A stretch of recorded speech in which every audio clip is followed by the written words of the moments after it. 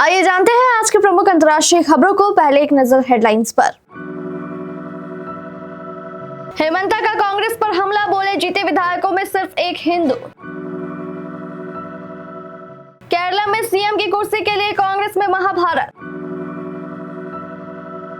उत्तर से दक्षिण तक बारिश का दौर जारी।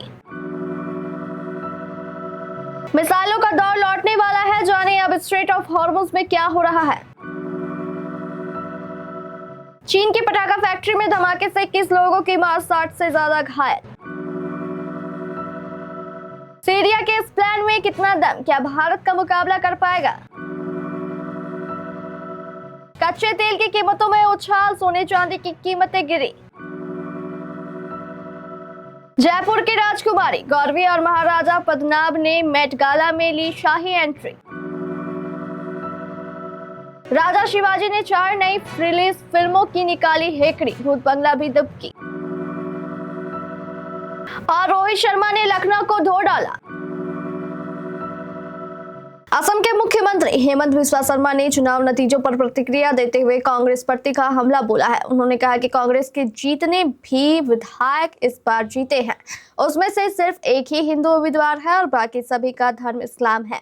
शर्मा ने स्पष्ट शब्दों में कहा कि कांग्रेस के टिकट पर जीतने वाले करीब सभी विधायक मुस्लिम भाई बहन हैं और केवल एक ही हिंदू प्रत्याशी को जीत हासिल हुई है। मुख्यमंत्री का यह बयान राज्य में कांग्रेस के घटते जनाधार और उनके वोट बैंक के ध्रुवीकरण की ओर इशारा करता है।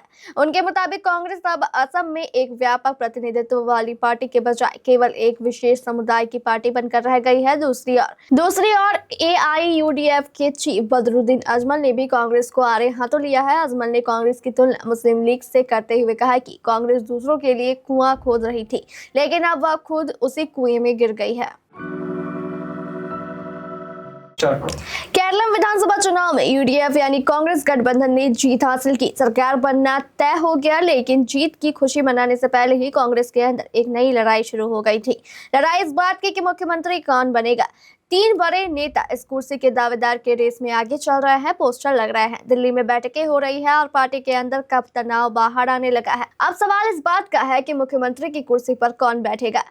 यही सवाल पार्टी के अंदर भी खींचातान की वजह बन गई है।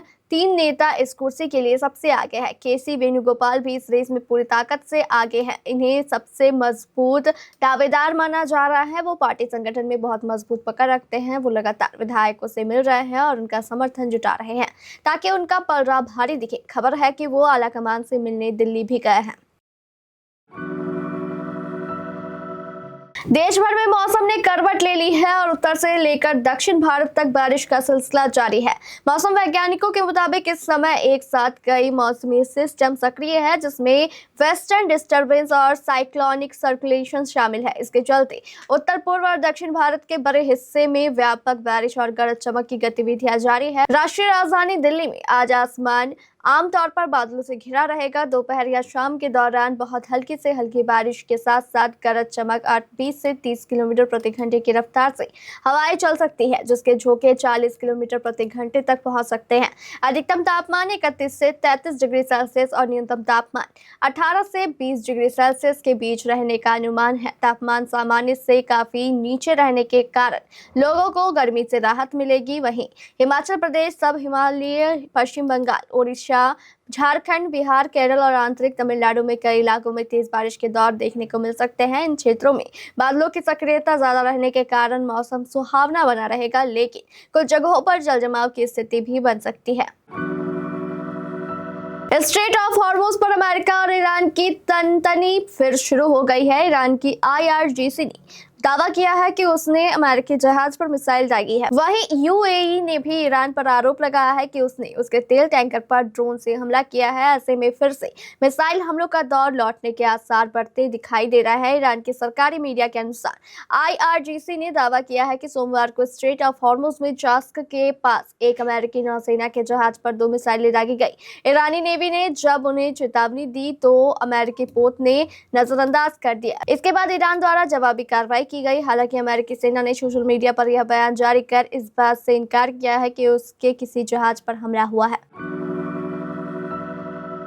मध्य चीन के हुनान प्रांत स्थित लियुयांग शहर में सोमवार शाम एक बड़ा हादसा हो गया। जहां एक पटाखा फैक्ट्री में भीषण धमाका हुआ। इस हादसे में कम से कम 21 लोगों की मौत हो गई और 61 अन्य घायल हो गए। यह धमाका सोमवार शाम करीब 4:30 बजे हुनान प्रांत के ल्यूयांग में स्थित Huasheng fire workers manufacturing and display company की एक वर्कशॉप में हुआ। यहां बड़े पैमाने पर पटाखों के उत्पादन के लिए जाना जाता है। चीन के राष्ट्रपति शी जिनपिंग ने इस घटना पर संज्ञान लेते हुए राहत और बचाव कार्यों में तेजी लाने के निर्देश दिए। जिनपिंग ने लापता लोगों का पता लगाने और घायलों को तत्काल इलाज सुनिश्चित करने के लिए हर संभव प्रयास करने का आह्वान किया है। मध्य पूर्व, जहां ईरान जंग के असर और हॉर्मुज स्ट्रेट के बंद होने से जूझ रहा है, वहीं सीरिया ने एक महत्वाकांक्षी प्रस्ताव दिया है। सीरिया का कहना है कि वह वैश्विक ऊर्जा और व्यापारिक परिवहन के लिए एक केंद्रीय गलियारे के रूप में काम कर सकता है। 17 अप्रैल को तुर्की में आयोजित अंटालिया डिप्लोमेसी फोरम में और इसके कुछ दिन बाद साइप्रस में यूरोपीय संघ के नेताओं की एक बैठक में सीरियाई राष्ट्रपति अहमद अल शरा ने इसका प्रस्ताव दिया। उन्होंने कहा उनका देश अपनी रणनीतिक स्थिति का लाभ उठाकर ऊर्जा और माल ढुलाई के लिए एक वैकल्पिक मार्ग बनना चाहता है, जो खाड़ी देशों को तुर्की से जोड़ेगा और मध्य पूर्व सागर तक सुरक्षित पहुंच प्रदान करेगा। सीरिया के इस प्लान को कई और योजनाओं से टक्कर मिल सकती है। इसमें भारत का भारत मध्य पूर्वी यूरोप आर्थिक गलियारा प्रोजेक्ट भी शामिल है।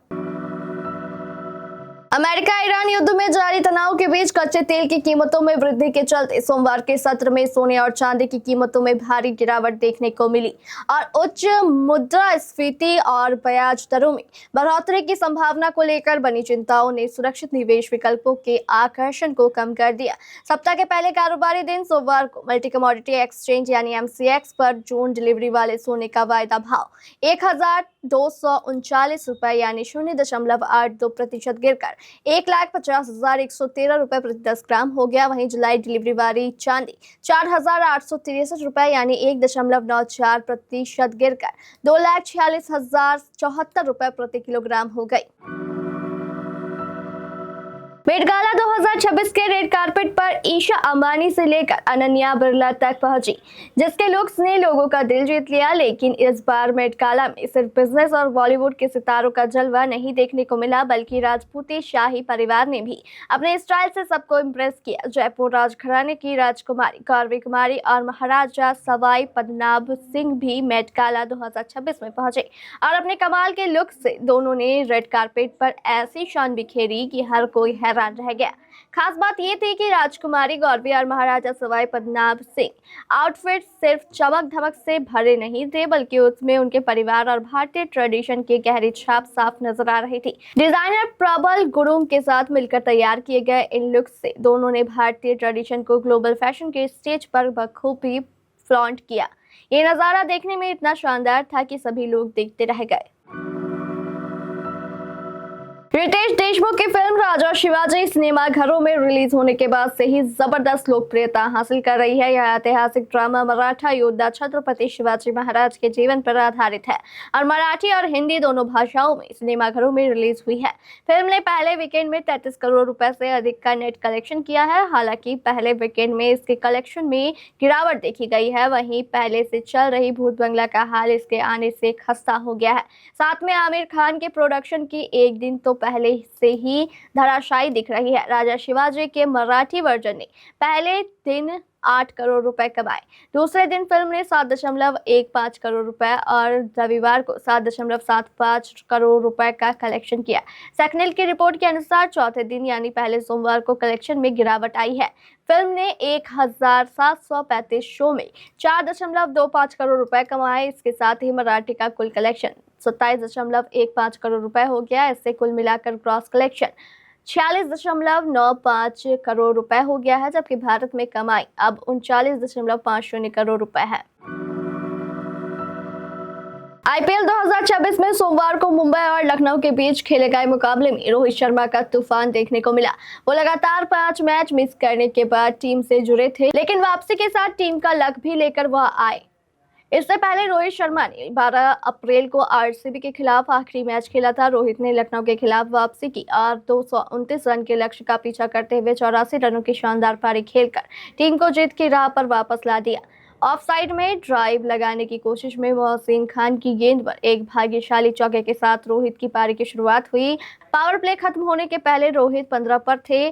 तेज गेंदबाजों को थोड़ी मदद मिल रही थी, जिससे उन्हें परेशानी हो रही थी और 3 हफ्ते न खेलने का असर भी दिख रहा था।